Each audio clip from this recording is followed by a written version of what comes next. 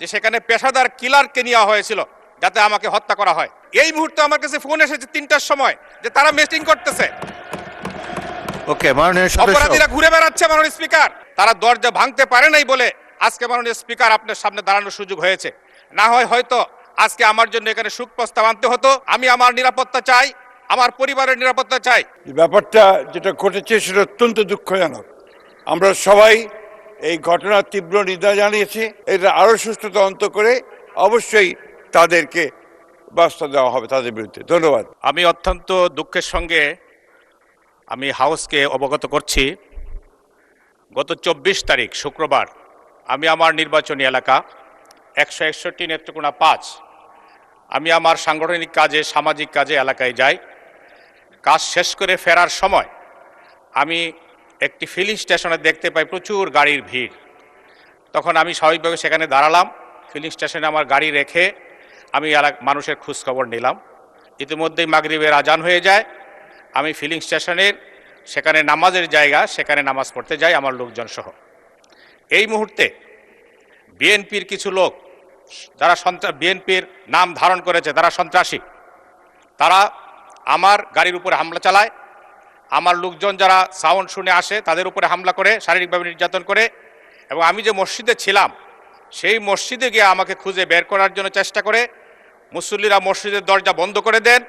সেই মসজিদের দরজা ভাঙ্গার জন্য বিভিন্ন অস্ত্র দিয়ে তারা দরজার উপর আঘাত করে এবং আমাকে অকথ্য ভাষায় গালিগালাজ করে আমাকে মারার জন্য হুমকি দেয় এবং তারা আমাকে মেরে ফেলার জন্য চেষ্টা করে। পরবর্তীতে আমি শুনতে পাই যে সেখানে পেশাদার কিলারকে নেওয়া হয়েছিল যাতে আমাকে হত্যা করা হয়। কিন্তু মসজিদের মুসল্লিদের প্রতিরোধের মুখে তারা দরজা ভাঙতে পারে নাই বলে আজকে মাননীয় স্পিকার আপনার সামনে দাঁড়ানোর সুযোগ হয়েছে। না হয় হয়তো আজকে আমার জন্য এখানে সুখ প্রস্তাব আনতে হতো এবং আমার জন্য হয়তো আপনারা ১ মিনিট নিরাপত্তা পালন করতেন। মাননীয় স্পিকার, আমি আপনার কাছে আমি আমার নিরাপত্তা চাই, আমার পরিবারের নিরাপত্তা চাই।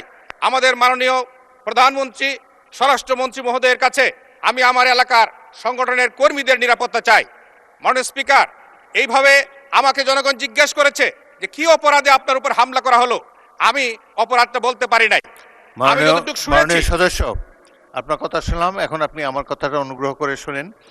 আমি পত্রিকায় দেখলাম যে আপনার এই ঘটনায় একটি মামলা হয়েছে এবং পুলিশ ৯ জনকে গ্রেফতার করেছে। মাননীয় স্পিকার, পুলিশ যাদেরকে গ্রেফতার করেছেন তাদের মধ্যে একজন শুধু তালিকাভুক্ত আসামি, বাকিরা সরাই নিরপরাধ। আজকে ৯ জনের জামিনে চলে আসছে। আর যারা আসামি ছিলেন তারা সকলেই মিছিল করতেছেন। এই মুহূর্তে আমার কাছে ফোন এসেছে ৩টার সময় যে তারা মিটিং করতেছে। ওকে, মাননীয় সদস্য, অপরাধীরা ঘুরে বেড়াচ্ছে মাননীয় স্পিকার। আচ্ছা, আমি মাননীয় এসপি মহোদয়কে বলেছি যে অপরাধীরা প্রকাশ্যে ঘুরে বেড়াচ্ছে কিন্তু তাদেরকে গ্রেফতার করা হচ্ছে না, তালিকাভুক্ত আসামিদেরকে। মাননীয় স্পিকার, আমি আপনার মাধ্যমে আমার নিরাপত্তা চাই এবং আসামিদের যেন গ্রেফতার হয়, তাদেরকে উপযুক্ত শাস্তির ব্যবস্থা করা হয়। আমি আপনার কাছে সহযোগিতা চাই। ধন্যবাদ মাননীয় সদস্য, আপনি দয়া করে বসুন। বিষয়টি অত্যন্ত দুঃখজনক। একজন সংসদ সদস্যের উপরে হামলা, এটি কখনোই। আচ্ছা, মাননীয় কে বলবেন? মাননীয় মন্ত্রী মির্জা ফখরুল ইসলাম আলমগীর। ধন্যবাদ মাননীয় স্পিকার। আমি আপনার মাধ্যমে মাননীয় সংসদ সদস্যকে এবং জানাতে চাই যে ব্যাপারটা যেটা ঘটেছে সেটা অত্যন্ত দুঃখজনক। আমরা সবাই এই ঘটনার তীব্র নিন্দা জানিয়েছি এবং এতে আমরা অত্যন্ত দুঃখিত বোধ করেছি। আমাদের সংসদ নেতা পাশেই বসে আছেন, তিনি আমাকে বলেছেন যে তিনি নিশ্চিত করবেন যেন এটা সুষ্ঠু একটি তদন্ত হয়, প্রকৃত অপরাধীদের খুঁজে বের করে তাদেরকে শাস্তি প্রদান করা হবে। ধন্যবাদ মাননীয় স্পিকার।